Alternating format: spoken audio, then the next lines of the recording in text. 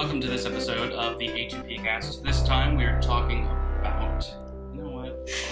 He's over here doing the how. I can't with him. Whatever. I'm Mike Reifenberry. Next to me being a dickhead is Josh Hartman. The cat knocking on the door is Toby. And to my far left is Mike Shipsky. We're powering through this. He's an integral part of the podcast. We are powering through this introduction. Powering, yes, gentlemen, and powering. Powering on. This episode, we are talking not about cats scratching at the door, but about Microsoft's marketing problems, their PR issues, continuing with their form letter from a dude to his brodette girlfriend. Basically, is brodette a word? Brodette. Yeah. We're making it. I like it. I just didn't. I wanted to give you credit if you made it up. If not, I wanted to point out that you're a liar for claiming to make it up. I could be either. But basically, the letter's sexist. We're going to talk about that. First, I wanted to start off, and I haven't prepped either of these two for this, so we'll see how this goes. Basically, some facts from the ESA, the Entertainment Software Association. They release a kind of status of the gaming industry every year. They release a report, and I just looked at this year's report today, and I pulled some facts from it that kind of challenge assumptions that we have about who plays video games. So, if you guys just want to answer when I ask these. Are we going to look like idiots at the end of this questionnaire? No, because I think these are things that people typically assume, and I have faith that you'll probably get them right anyway. So, men play far more video games than women, right? Yeah. No, actually. This is gotcha journalism, right? This is. Welcome to Gotcha Edition. Gotcha, bitch. No, but really, 54% are male, and 46% are female. Of the sort of pool that they found of people who play video games, which is a lot more equal than I think anyone would kind of initially assume. I believe that's true, yes. Because it seems like such a male-dominated field and thing. Also, young males do not make up a large or the largest percent of game players. Yes or no? Do they or do they not? Yes, they do not make up the They do majority. not. See, we figured out his game here. Right, and this was my concern, is that you'd catch on early. And anyway, you'd be correct. Only 19% of all game players are actually young males. That throws this all into a rather interesting perspective, doesn't it? Yeah, it does. It's, young white males dominating the world. Surprise, surprise. Minority. There are more young male gamers, young meaning under 17 or 17 or younger, than there are 30-plus female gamers. That assumption is also incorrect. There are more females over the age of 30 who play video games than there are males under the age of 17 who play video games. By a large margin as well. 31% of gamers are females over the age of 30, whereas males under the age of 17... That's hard to 31, believe. 31%. Those are shocking numbers. Can this be trusted? These numbers. What are the? Do we have credibility here? I mean, my mind is that blown that I question. This is the ESA. I'll be sure to link to the study in the info section here. But yes, this is run by the ESA, the same organization that does the ESRB rating system. And yes, these are sort of real numbers, and I think surprising numbers. And I think that makes this letter all the more interesting. When you have all those facts. Yeah, when we look at it in that context. And then you look at this letter, you have to question. Would you like to read some of the wonderful examples of what this letter says? I would love to. Basically, set it up and give us some examples here. I would love to read some examples from this letter. So it's a form letter. It's a letter that Microsoft has available for you as a nice little fun game to hint that you'd like an Xbox One for Christmas. to send in an email, and then it gives you a pre-written letter with certain phrases and words that you can customize for yourself to send off to your spouse. Or girlfriend. Or girlfriend, or significant other. And I believe you can change the gender of them too, can't you? I believe. But this is the strange thing. They mentioned that you can change the gender, so it could be from a woman to a man, but the default settings that they've selected are assuming some pretty brotastic things here. So here are the default things that you get if you don't change anything in the letter. It starts off with a wonderful, "Hey, honey," a lowercase honey as well. A little insulting. Not sure if you've heard, but Xbox One is now available. I know. You'd rather knit than watch me slay zombies, but hear me out on this. Xbox One is actually for both of us. Seriously. Yeah, and it goes through a list of 5 reasons why a woman, of all people, might enjoy. People? Let's come on. That might enjoy. I mean, maybe you don't love games like I do, but there's really something for everyone. I'm playing Dead Rising 3, a serious game. You might like arcade games. Or something dumb and colorful. And since you're just begging me to dance, I'm willing to play Forza Motorsport 5. Just for you. It's a win-win. You love movies, I love football, because, that's how people work. Men like football, women love, dumb girl movies. Right. Hugh Grant. Isn't he topical? Hugh Grant is topical. He's a heartthrob. He's a teen heartthrob. Yeah. Yes. Totally. I understand. This is also 1999. I understand women. Josh Hartman, understand. It will help us get fit.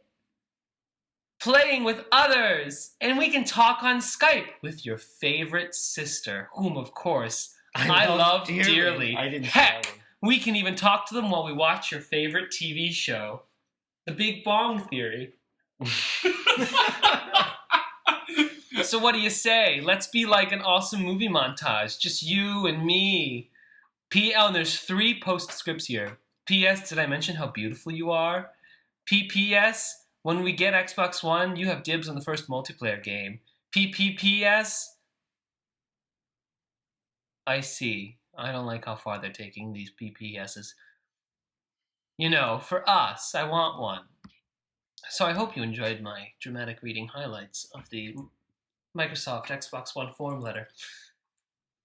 I won't say I enjoyed it. We suffered through together. Oh, okay. Well, either way, who thought this was a good idea? Yeah. Who said, "Hey, Microsoft, I got an idea to get more people to buy it. This will be a raging hit. Let's come off like total cavemen." Yes, it's gonna storm Tumblr. Yeah, the Tumblr. The Tumblr is going to be. They love things like this, there, right? They're going to friend it. They're going to retweet. They're going to retweet its friendship. Mm-hmm. Yes. All the way to my face novel. No, okay, we got to stop That's that. Too much abort. But you get the point. You get the point. It's like it feels totally disconnected. Like. Yeah. Who would write this? And how many people did it have to get through? Here, Jim, here's a really good idea. You could have fixed this problem if Jim had said, no, don't ever write this ever again. But Jim didn't say that. Where was Jim? Where was Jim? I assume it went through even more than one person before it was sent out. It went through an entire department of Jim. Maybe they thought being able to change all the things around made it okay, so you could. But I'd be curious to see, now that you do say they have a gender switch. I'd be curious to read.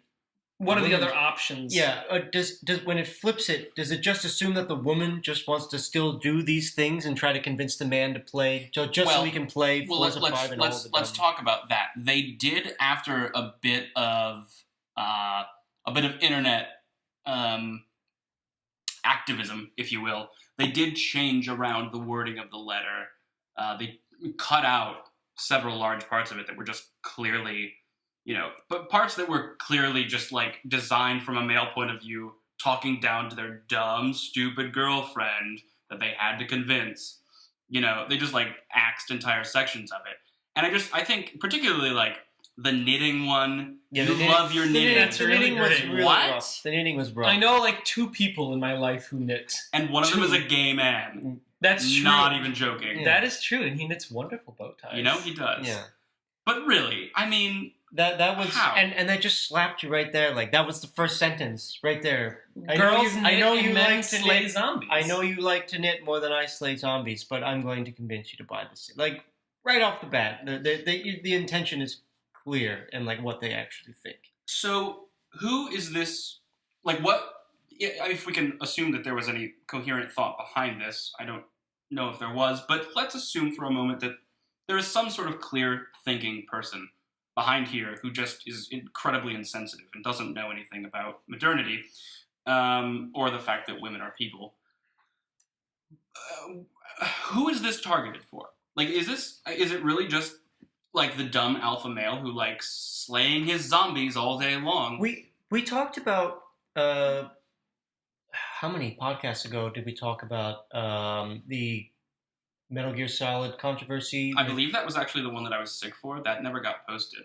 Oh, really? Yeah, because I sounded like a total frog. Oh. Yeah. Well, we had a good discussion on there. It was pretty good. We'll have to sort of about sexism in gaming. Mm-hmm. And I believe we talked about Mass Effect, how they're pioneers in the making women into actual people in video games. But like, yeah, just the culture of that still permeates. And I think the fact that it's still there, and even with the numbers that are very real, like we just discussed, 31% of gamers are over 30. Women over 30. Women over 30. So like a mature female audience. Even if these people are in the minority, somehow that minority still holds sway over a lot of thinking, which is a problem. And I think the a sort of secondary bit of stupidity to all of this is that Xbox One is supposed to be like your all-in-one entertainment hub kind of thing. Mm-hmm. And so it's like everyone fucking watches Netflix or, uses Hulu Plus or the YouTube app or like any number of these things on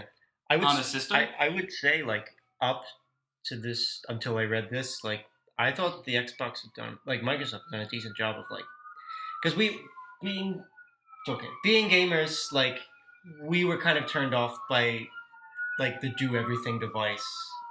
But it's not really about the game. That's the PR police coming from Microsoft. But yes. You'll throw Jim in jail for being a dickhead. Oh God. But I could see a lot of people wanting to buy the Xbox because hey, it's your entertainment hub for the living room, and that's all they needed to do. That's all they needed to buy. Why did they have to go this route? Right, but I think the point that I was trying to make there is that this is in fact contrary to the idea that the Xbox One is the all-in-one thing for everyone, because this assumes that the young male gamer, I mean, this is, hey buddy, this is really just for you. Mm-hmm. Convince your dumb girlfriend to buy you one, and just sort of say that, it does things you like too, instead of actually showing us how it does everything well. You make up some like dumb letter that doesn't convince anyone of anything, and in fact, this is a lot of people off. Yeah, this is just pure conjecture, but like, just based on the fact that maybe they were worried that they were afraid that they were appealing to. They were losing their core. They were losing their core. Yeah. So let's appeal to the core. Who are the core? And they thought this is the core, and this is clearly not the core. This is not anything. This is not what we're trying to. Well, I mean, I don't know if I'd go as far to say that it is or isn't, but it shouldn't be. It clearly shouldn't be. But yeah, it's just weird. We've talked about it all the time. Like once you brought up those numbers, it pretty much struck home. Like that this perceived culture is not the predominant culture in gaming. Of gaming, no, it really isn't.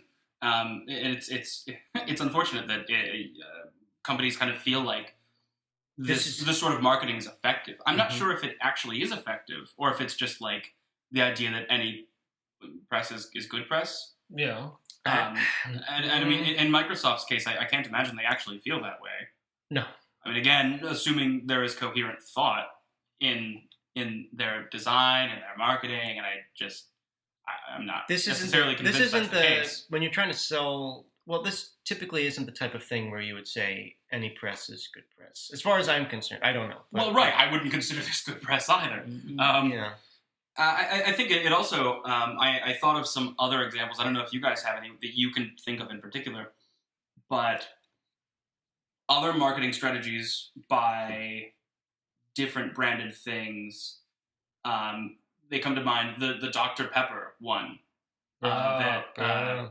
It's not for women. Really strange marketing. Yeah. Yeah, like Dr. Pepper, it's not for women. What about it is not for women? They're not allowed. They explode if they drink Dr. Pepper. This is a warning. Women, your ovaries, they will fall out. It's a really strange demographic to chase after. A really, really strange. And it's not just like, oh, we would like young men to buy. I mean, not young men. I mean, young men in general. They're a big audience, but why would you chase after someone to exclude another? That's my thing. That's Right. what I think there we it's go. not for women. We want men to drink this because women can't drink this. But I mean, okay, I get it. But you want men to drink it. Do but young don't men you like also, exclusionary things? Don't you also, maybe third graders like exclusionary things? Perhaps. Fourth graders, I say, fifth and sixth graders like exclusionary things. I might have to agree. By seventh grade, I think that marketing campaign is ineffective. But that was a good point in that there's nothing wrong with making an ad that appeals to a certain group of people. Oh, precisely. Nothing wrong with that. But when that particular marketing campaign also excludes another group of people, that's a big problem. It like excludes by slander. Yeah. I mean, It's strange. It's very yeah. I don't know what the word In fact, the more I think about it, the more it's hard to be activist upset about the letter because the dominant thing in my brain is confusion. I'm too confused to be angry. I don't understand. It doesn't make any sense. Why would you do this? He's flustered. I'm flustered. He's flustered, I'm flabbergasted and confounded. I can't figure out what happened. Befuddled even. Befuddled. I'm all hooted. That's correct. And another one, one that I see quite frequently at my place of employment, the Slim Jim Man-Mergency commercial. I don't know if either of you are familiar with that. The Man-Mergency commercial. Let me just set this up for you. Basically, there are men who have been dragged to this live performance of Shakespeare by presumably their girlfriends, and the Slim Jim paramedics see the Man-Mergency happening because these men can't handle this dumb, girly Shakespeare bullshit. Shakespeare's girly as shit, yo. Sorry, did I derail your story? I didn't mean to. Thank you. That's basically what it's saying, and they have to revive them from their Shakespeare-induced death slumber by giving them Slim Jims, because that's the stuff men need. Didn't the beer Coors Light, Hey, juice of the gods? Coors Light is pretty good. All right. Was it Coors Light or was it Miller Light? It was one of the lights. They did the opera one. The men dragged along to the opera by their girlfriends. Right. Good thing they have a can, otherwise, it'd be shattered by that high note. Does the Coors Light train rocket in and save him? No, it must have been Miller Light. Does Ice Cube come in and save him? Because Ice Cube is in all the Coors Light. No, they're only saved by the fact that they didn't bring glass. They snuck alcohol into the opera house in their aluminium. In their Coors Light cans, yeah. Cans. Because, men don't like opera. No one likes opera. Men can't like opera. Men are dumb and uncultured and fucking proud of it. Right, that's who I want buying my product. Yeah. The people who are least likely to have. I can't continue. As I slug my last beer. I can't. Mike Shipsky is an alpha male. He doesn't take shit from anyone. Drinking that lager. Mm-hmm. Yeah, at least it's not Bud Light. It's not Bud Light Or Coors Light. I won't have a word said against Yingling. If they'd like to send me a check in the mail. Yeah. Okay. This episode of the A2Pcast brought to you by Yingling Lager. Anyway. It's America's oldest brewery since 1829. There we go. Let's just read everything off the can. Original amber beer. That's basically it. Yeah, there's not too much else. They have a bird. There's an eagle. No, it's just a bird, man. All right, Pigeon. it's a bird. Oh, and it's carrying a cask of beer. The podcast is devolving. We gotta. Okay. Yes. So sexist marketing doesn't make any sense for several reasons. One, sexism is, something we shouldn't be doing, something we need to get rid of. Wait. What? I know. One, because it's wrong. Two, because the numbers of economics pretty solidly show that countries that have smaller gaps of inequality in their genders have higher standards of living, higher wages, longer lives, more fulfilling lives, and more competitive economies. That's that's a fact. Fairly certain. What do you know about that? What do you know about that? That's crazy. And branding. I just don't. On the other hand, it's just ethically wrong, and it doesn't make any sense from a marketing perspective. For some reason, people question the Republican Party. Why are you chasing after the slowest growing and fastest shrinking white people, basically? Why are you chasing after white guys? White guys are not the future of the economy, and you are throwing everything you have, Slim Jim, Miller Lite, Microsoft, Dr. Pepper, behind some. It's baffling. Befuddlement takes over. It just seems. And I think the larger problem in the gaming industry is, at least in their marketing, is that there is so much of this. I think there really is, Yeah, and even as you said, it's all like that bro. It would be one thing, alpha male stuff. If the numbers supported it, it would be one thing. Right, it would be unfortunate, well, effective. At least I get it. These are your biggest customers. This is your biggest slice of the pie. You have to do this to make your money. But the fact that it's directly contradictory to what the numbers actually are, right? And it's not something they're doing because they've researched it to be effective. It's almost like, because I know of marketing is that it is they spend so much money on marketing because no one actually understands. There's very little understanding of how marketing works. It's a lot of paying for things and hoping, and then seeing what happens and figuring out what to do next based on what happened last month. Because it's dealing with people's attitudes. You just kind of have to trial and error. So we're just seeing I hope the last vestiges of the old tricks. They're using all the tricks that they know and love, even though they're becoming outdated, but because Microsoft has, and this is another way to segue into that little Microsoft, their employee ranking system that they were talking about a few months ago. Oh, yeah, I remember that. Rather than being a collaborative environment, they section everyone into teams, and every quarter, the team leader has to rank everyone give everyone a score from A to F, or something like that, but you can't give everyone an A. In order to give someone an A, you have to give someone an F. Yep. And no one is allowed to know about these things, and you have to use subterfuge, backstabbing, and political favors to get anywhere in the company. So the fact that they're using outdated marketing techniques kind of makes sense, I guess. Not the most surprising thing for Microsoft, the company that doesn't make sense. We should do an entire series, Microsoft, the company that doesn't make sense but has enough money to not give a shit. And that'll do it for this episode of the A2Pcast.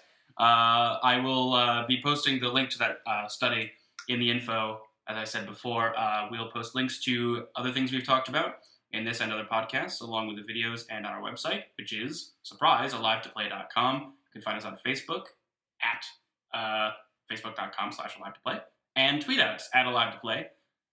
We are on all the social media because that's what we do. We'll talk to you guys next time. We're on the Tumblr. We are sort of on the Tumblr. So am I, by the way. You Look really? me up. No. No. Oh, and on that disappointing note, we'll see you next time.